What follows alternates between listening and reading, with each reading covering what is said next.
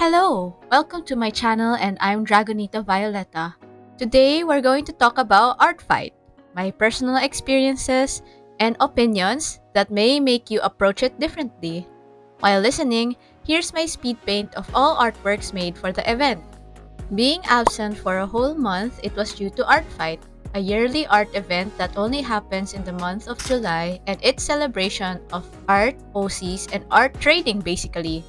So there are two teams, which was for this year fossils versus crystals, and I was in team crystals. Depending on the person, teams could matter, but it's just drawing OCs you like, which is called an attack. If the artist wanted to draw for you back, it's called revenge. Now that art fight is done, I hope to get the momentum back to making more content. How I played this year. For me, I only attack OCs from Team Fossils. I am also competitive, so I want to get as many points as possible because friendly fire, which is attacking your teammate, reduces your attack points. I find this filter and limitation challenging as it gives the opposing team a chance, and that's how it motivates me. I also do revenge as much as possible as long as my OCs are drawn correctly, which is recognizable, it presents features that makes them them. I find OCs to attack via the Discovery Home tab, then find high battle ratio users' characters.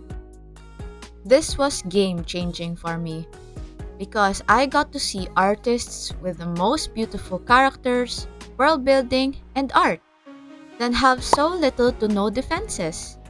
I know the feeling when you keep on attacking but don't get any defenses, but once I see the notification of an attack, it makes me so happy.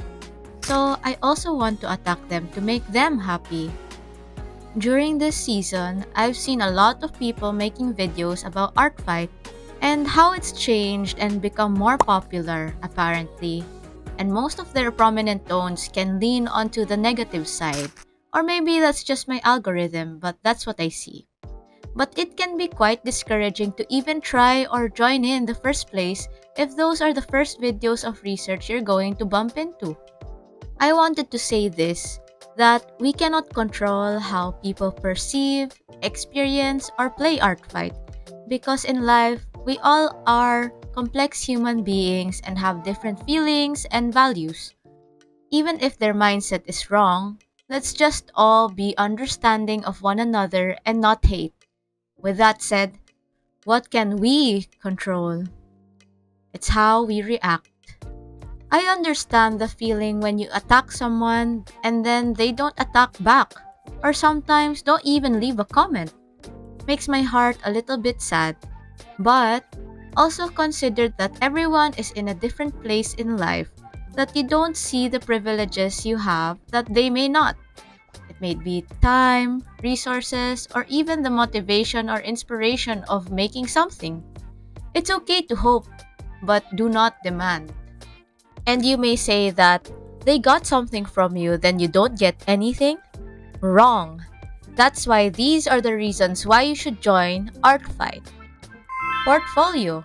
Having a vast library of characters you could choose from with amazing stories, designs could bring out the best of your potential.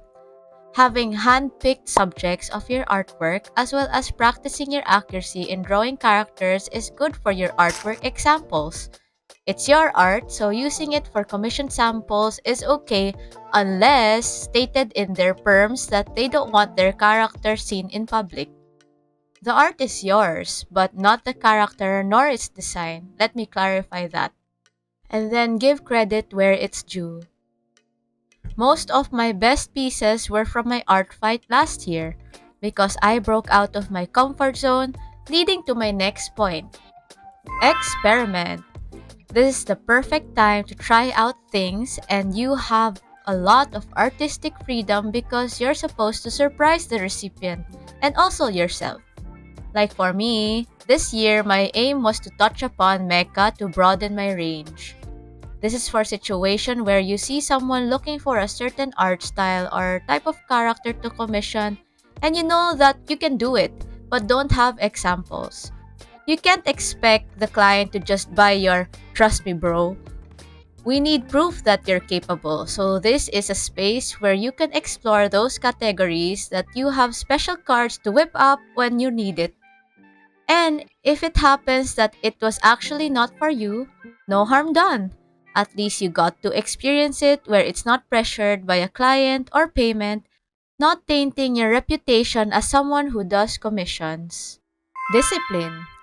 I know some of you perceive ArtFight as going to a festival or party and just wanting to have purely fun. And that's okay. But I give you a new perspective since this may not apply to everyone. Like me, my personality only makes me enjoy video games when I actually win. So I like competitive and somewhat stressful games such as Overcooked, Plate Up, League, etc. and want to get like the best scores, despite my limitations. So how I play Artfight is that I can say I guaranteed revenge as long as A, my character is drawn correctly or recognizable, and B, you're in the opposing team. So, needing to draw and giving me that responsibility gives me the motivation to draw. I've commissioned so much artists where halfway they lose motivation and cancel and refund me. And me, as a client, it's not a nice feeling, but I understand. It's okay if you're doing comms as a hobby, but if you really want to make it your career, having this practice won't be good because we need to learn how to draw even if we don't feel like it. And also giving out the expected quality. It boosts your professionalism and drawing becomes innate rather than circumstantial. You may say, "Oh no, they don't have characters I feel like drawing." And that's alright. Depending on how you play Artfight, you're not obligated to revenge. But if you're competitive like me, I see this as a challenge. The next point is flexibility. This also correlates with discipline when pushing through even if you don't feel like it. But flexibility gives you the ability to still feel comfortable even if something unexpected is presented to you. Like a character maybe. Rather than just saying, "I can't do this," having a strong discipline and being flexible will broaden your range even further.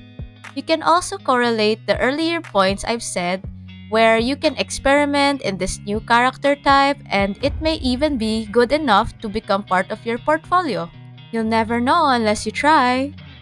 These are the things you can get and do, even if the one you attack doesn't attack you back. A lot of benefits you can do for yourself as an artist. I hope I got to put my topics across and you got a fresh perspective on approaching Artfight.